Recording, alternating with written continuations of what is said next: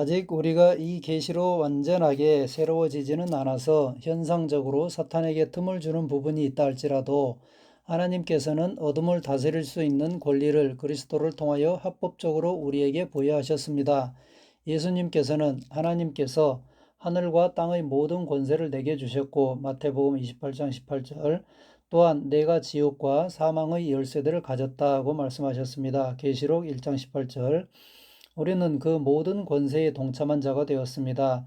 자녀이면 또한 상속자 곧 하나님의 상속자요 그리스도와 함께 한 상속자니 로마서 8장 17절 사실 예수님은 이미 하나님이셨으므로 굳이 이 땅의 권세를 가져야 하거나 지옥까지 내려가셔서 마귀를 이기고 오실 필요가 없었습니다.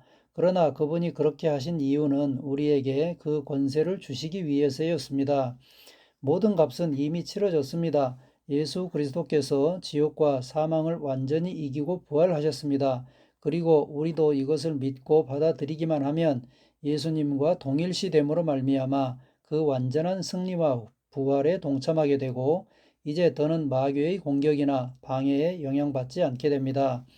자신의 이러한 위치를 인식하고 마귀에게 틈을 주지 마십시오. 사탄의 영향을 받을 수도 있다고 인정하지 마십시오.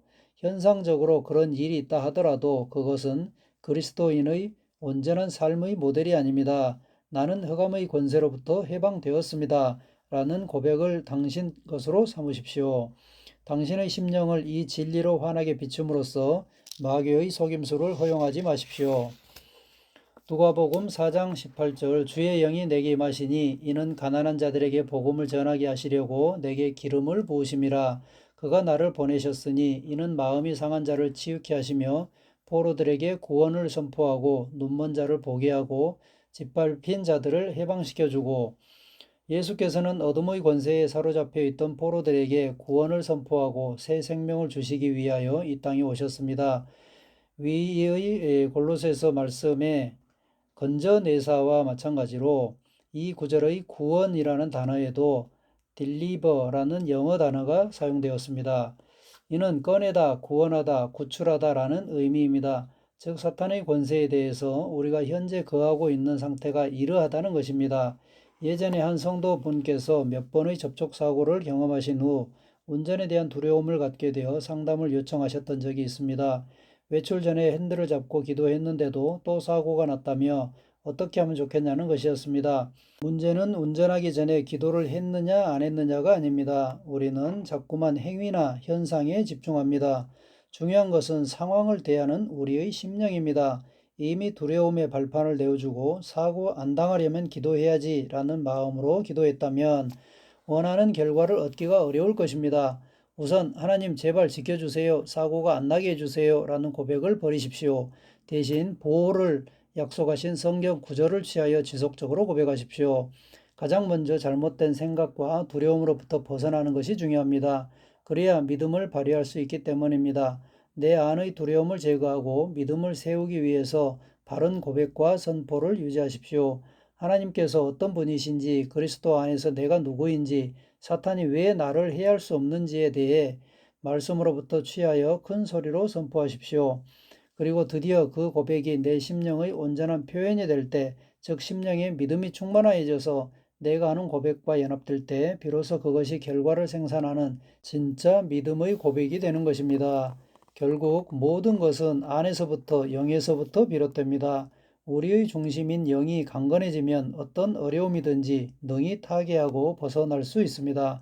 육신을 따르는 자는 육신의 일을, 영을 따르는 자는 영의 일을 생각하나니 육신의 생각은 사망이요 영의 생각은 생명과 평안이니라.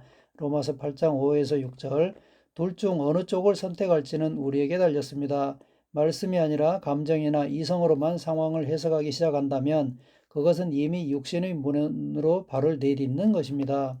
상황에 따라 내가 변하는 것이 아니라 나로부터 상황이 변화하는 것입니다. 염려나 두려움을 가지고 사건에 접근하기 시작하면 이미 사탄에게 역사할 수 있는 틈을 내어준 것입니다. 사탄은 우리에 대해 강제적으로 역사할 수 있는 자격은 없지만 우리가 허용한다면 얼마든지 틈탈 수 있습니다. 그러므로 담대함을 유지하면서 심령으로 믿는 진리를 선언해야 합니다. 그러면 상황은 반드시 변화합니다. 믿음의 기도는 반드시 역사하기 때문입니다. 갈라디아서 5장 1절 그리스도께서 우리를 자유롭게 하려고 자유를 주셨으니 그러므로 굳건하게 서서 다시는 종의 멍에를 매지 말라. 하나님께서 우리를 자유롭게 하시려고 자유를 주셨습니다. 우리는 이미 자유케 되었습니다. 두 번째 아담이자 마지막 아담이신 예수 그리스도께서 그 일을 이루셨습니다. 하나님이 그 예수 그리스도를 지극히 높여 모든 이름 위에 뛰어난 이름을 주사 하늘에 있는 자들과 땅에 있는 자들과 땅 아래에 있는 자들로 모든 무릎을 예수의 이름에 꿇게 하시고 빌립보서 2장 9에서 10절 이제 하늘과 땅의 모든 것들이 합법적으로 예수님의 이름 앞에 무릎을 꿇게 되었습니다. 그러므로 예수 안에 있는 우리는 사탄보다 우세한 권세를 가지고 있습니다. 우리가 하나님의 생명과 본성으로 거듭난 새로운 피조물이라는 계시에 이르지 못했더라도 자신이 예수 안에 속한 자라는 사실만 정확히 인식한다면 사탄은 결코 나에게 손댈 수 없음을 확신하게 될 것입니다. 그리스도인도 귀신 들릴 수 있는가? 그렇다면 그리스도인에게 귀신이 들리는 것이 가능할까요? 우선 귀신 들렸다라는 말의 의미를 명확히 할 필요가 있겠습니다. 그리스도인이라 할지라도 아직 성장 과정에 있어 생각이 완전히 새로워지지 않는 경우에는 귀신으로부터 안 좋은 영향을 받을 수도 있습니다. 이로 인해 생각의 틈을 내어줄 수도 있고 질병의 공격을 받는 것도 가능합니다. 그러나 악한 영이 그리스도인의 영까지 사로잡아 버릴 수는 없습니다. 케네스 이 핵인 목사님은 우리가 흔히 귀신 들렸다라고 표현하는 귀신의 영향력을 억눌림, 사로잡힘, 점령됨의 세 단계로 나누어 구분합니다. 먼저 억눌림이란 감정이나 분위기를 통해 악한 영의 영향력을 받는 것입니다. 제가 사역을 시작한 지 얼마 되지 않았을 때의 일입니다. 성도님께서 본인의 친구를 전도하자고 하셔서 불신자 집에 함께 방문한 적이 있었습니다. 그분은 우상을 열심히 섬기는 분이셔서 집에 부적이 굉장히 많이 붙어 있었습니다. 그 집에 앉아서 기도를 하는데 갑자기 머리가 너무나 아파오기 시작했습니다. 제가 불신자이던 시절에는 편두통이 시달렸었지만 이후 거듭나고 믿음으로 치유한 후로는 재발한 적이 없었는데 그때는 갑자기 머리가 아프기 시작하더니 그 집에서 나왔는데도 증상이 떠나지 않았습니다. 당시에는 제가 지금보다 말씀에 대한 계시가 없었기 때문에 막연히 방언으로 기도하면서 밤을 새웠는데 아무 변화가 없었습니다. 그러다 문득 이것을 대적하여 쫓아야 한다는 깨달음이 왔고 대적하는 기도를 시작하자 순간 시커먼 것이 훅 지나가더니 감쪽같이 나아진 적이 있습니다. 이와 같이 영적인 계시가 부족하고 연약할 때, 즉 사탄은 나에게 역사할 수 없다는 정확한 개념과 확신이 없을 때에는 영적으로 어두운 장소에 가거나 갑자기 놀라거나 하는 경우 그런 분위기와 감정을 통해 순간적으로 악한 영의 영향을 받을 수가 있습니다. 그리고 그것은 감정적으로 불안과 두려움이 생기거나 또는 몸이 아프거나 하는 등 다양한 증상으로 나타나게 됩니다. 복음서에도 귀머거리 귀신이 들려서 귀가 먼 사람이 나옵니다. 병리학적으로 문제가 있어서 물론 이 또한 간접적으로 사탄의 역사이지만 귀가 들리지 않는 사람도 있지만 귀신이 직접적으로 그 몸에 역사함으로써 그런 증상이 나타나는 사람도 있습니다. 그리스도인임에도 불구하고 약한 영이 들어와 암을 유발한다는 것도 가능한 이야기입니다. 거듭난 자라 할지라도 지식이 없으면 속을 수 있기 때문입니다. 그러나 이와 같이 악한 영의 영향을 받아 억눌렸을 경우에는 두려워하지 말고 어두움의 역사를 대적하고 쫓는다면 어렵지 않게 해결할 수 있습니다. 두 번째는 사로잡힘입니다. 이는 억눌림에서 더 진전된 경우로서 나타나는 증상 자체는 억눌림과 비슷할 수 있지만 사탄의 역사를 보다 적극적으로 받아들이고 있는 상태라겠습니다. 이런 경우에는 누가복음 11장 24에서 26절에서 귀신을 쫓은 후 심령에 말씀을 채우지 않고 방치하자 더 많은 귀신을 데리고 들어온 예와 같이 악한 영을 쫓는다 하더라도 당사자의 생각이 말씀으로 변화되지 않았다면 그 귀신이 다시 공격해 올 때 그대로 받아들일 가능성이 높습니다. 그러므로 사로잡혔을 때에는 반드시 말씀으로 양육하고 지속적으로 세워줌으로써 생각이 바뀌고 계시가 일어나 스스로 악한 영의 역사를 거절할 수 있도록 해야 합니다. 마지막은 점령됨입니다. 이는 영적인 영역까지 완전히 붙잡힌 것을 말합니다. 그러나 그리스도인에게는 이런 일이 일어날 수 없습니다.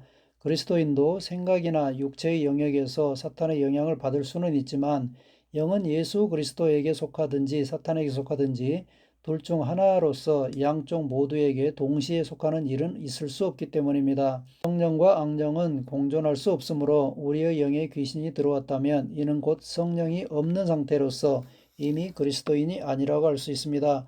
우리는 이미 그리스도 안에서 악한 영이나 어둠의 권세로부터 완벽하게 해방되었습니다. 다만 우리가 그 사실을 얼마나 알고 선포하고 믿느냐에 따라 사탄에게 얼마나 자리를 내어주느냐가 결정될 것입니다. 우리의 합법적인 신분은 이미 우세한 위치에 있음에도 불구하고 여전히 어떤 일을 하거나 어떤 곳에 갔다 오면 꼭 귀신이 역사하더라는 생각을 가지고 있다면 사탄은 그 잘못된 생각의 틈을 놓치지 않을 것입니다. 흔히 교회 안에서도 은혜 받으려니까 마귀가 역사한다라는 말을 하곤 합니다. 물론 현상적으로는 맞는 이야기입니다. 마귀는 우리가 은혜 받고 성장하는 것을 싫어하기 때문에 그런 때에 열심히 활동하여 흐름을 끊으려고 할 것입니다. 그러나 많이 경험해온 일이라고 해서 우리가 그것을 굳이 인정하고 고백할 필요는 없습니다. 우리가 그런 일을 당연하게 여기고 자리를 내어준다면 사탄은 그만큼 자리를 차지하고 우리 삶 속으로 들어오려고 할 것입니다. 다른 예로 예수 믿는 사람도 아프더라 라는 말도 마찬가지입니다. 안타깝게도 실제로 그런 그리스도인이 아직 많이 있다 하더라도 그것은 하나님께서 말씀하시는 새로운 피조물의 실제와 일치하지 않는 현상입니다. 이런 잘못된 경험을 말씀보다 더 신뢰한다면 그리스도인이라 할지라도 질병의 피해자가 될 것입니다. 눈에 보이는 현상을 모두 다 그대로 받아들이는 것은 믿음이 아닙니다. 우리가 주목하는 것은 보이는 것이 아니요 보이지 않는 것이니 보이는 것은 잠깐이요 보이지 않는 것은 영원함이라. 고린도후서 4장 18절 거듭난 의인은 하나님의 말씀의 진리를 믿는 믿음으로 살며 오직 믿음의 말만을 입에 담아야 합니다. 그러므로 영적으로 성장할수록 우리는 마귀의 공격에 보다 담대하고 적극적으로 대처해야 합니다. 이제 마귀가 역사할 때가 됐어 라고 두려워하면서 당하고 있는 것이 아니라 그런 때를 감지하되 흐름이 바뀌도록 기도하고 또한 내가 그 발판이 되지 않도록 주의하는 것입니다.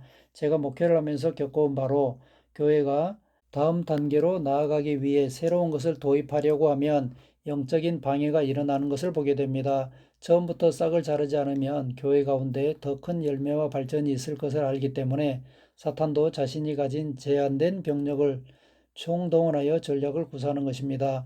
목회 초기에 아직 대다수의 성도가 영적으로 어렸던 시기에는 공격이 있을 때마다 성도들이 힘들어하고 걸려 넘어지는 경우가 많았습니다. 영적인 흐름을 분별할 능력이 없기 때문에 눈에 보이는 상황이나 현상을 있는 그대로 받아들이고는 요즘 교회 일이 왜 이렇게 힘들지? 저 사람 때문에 교회 못 나가겠어? 라는 식으로 불만과 불화가 터져 나오기 시작하는 것입니다. 물론 근거가 전혀 없지는 않을 것입니다. 그러나 그럼에도 불구하고 평소에는 이해하고 품어주었던 일들이 어느 순간 동시다발적으로 참을 수 없는 문제로 떠오르기 시작한다면 그 배후에 영적인 공격이 있음을 감지해야 합니다. 교회 안에 어린 성도들이 대부분일 때는 이러한 부정적인 분위기가 쉽게 전파됩니다. 저의 목회 초기를 돌아보아도 성도들끼리 말을 옮기는 네트워크가 매번 어찌나 한결같은지 제 눈에 훤히 보일 정도였습니다. 아마 사탄도 그러한 연약한 틈을 정확히 알기에 그 통로를 공략할 것입니다. 그래서 어린 성도들이 많은 교회일수록 사탄이 사용할 수 있는 어둠이 더 많기 때문에 자연히 문제와 분란이 더 많이 발생하게 됩니다. 그러나 성도들이 말씀 안에서 세워지고 성장하면 문제가 크게 확산되거나 확대될 일은 거의 없게 됩니다. 성도들이 스스로 영적인 흐름을 인식하고 부정적인 이야기들을 전해 듣더라도 본인은 반응하지 않고 그 이야기를 다음 사람에게 전하지 않음으로써 악한 연결고리를 끊어주기 때문입니다. 또한 초기에는 교회 안의 영적인 공격에 대해서 목회자인 저 혼자 느끼고 기도해야 했지만 이제는 성숙한 일꾼들이 많이 세워져 있기 때문에 그런 일이 있을 때 함께 나누고 대응할 수 있습니다. 사실 기도로 열심히 악한 영을 쫓는 것보다 오히려 각자가 평강을 잃지 않고 자신의 자리를 지키며 해야 할 바를 지속하는 것이 더 효과적인 대응 방법입니다. 사탄은 걸려 넘어지기를 바라면서 건드려 보는데 우리는 아무 일도 없는 것처럼 동의하지 않고 믿음의 말과 행동을 유지하고 있다면 사탄의 공격 자체가 무색해지고 마는 것입니다.